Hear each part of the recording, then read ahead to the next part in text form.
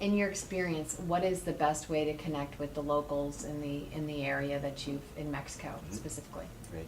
The best way to connect that I've seen, and the easiest way to connect, is learning some phrases in Spanish. So you don't have to master the language. You don't even need to have a working knowledge of vocabulary and verb conjugation and so forth, but just memorize some phrases. So an example would be dios le bendiga.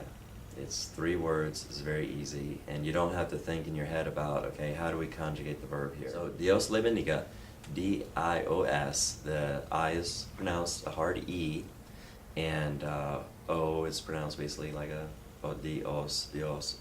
Le, L-E, the E is pronounced as a hard E. So I is pronounced hard E, E is pronounced hard A, and then bendiga. And stress is on the second to last syllable typically. So bendiga, Dios le bendiga, and smile, Dios le bendiga. And Tell them what that means. oh yeah, it means God bless you.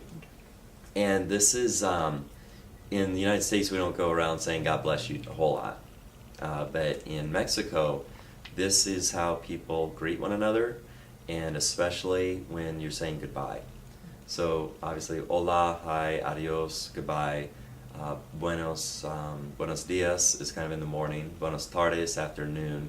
Buenas noches, after dark. So those are good, but being able to say that, and then also saying Dios le bendiga, and practice it a lot, because it took me, when you start talking to Mexicans, they talk very quickly, and then you're like, okay, how do I say this, and they're gone. But if you're in a kind of a line meeting with, like, a lot of times a congregation will come for one night. They have their church service, and you got Mexicans on one side, Americans on the other side, and you know, it's kind of awkward. But if you just go across that aisle and start shaking hands and saying Dios le bendiga, Dios le bendiga, Dios le bendiga, you don't even have to look people in the eye. That's huge.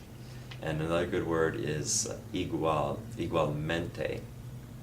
I-G-U-A-L-M-E-N-T-E. Igualmente. Igualmente means same to you. So when you're greeting someone from Mexico, if you've seen them before, they'll probably say, "It's good to see you again." And you're gonna wonder, I don't know what's going on here. And you say igualmente, and so you're saying to them, "It's good to see you again too." Normally the first thing that you'll say, first thing that a Mexican will say to you is some kind of greeting. So they might not say hola, they might not say buenos dias, and they may say something else, and you're pretty safe to say igualmente. And even if you're totally off base and it makes no sense, because they might say, "Where are you from?" Igualmente. You know, they'll know you're trying, so even though it doesn't make sense. Okay. So learning a few phrases is huge, because they know when you're trying to speak their language, even if you do it very poorly, it means a lot, and there's a personal connection that happens very quickly.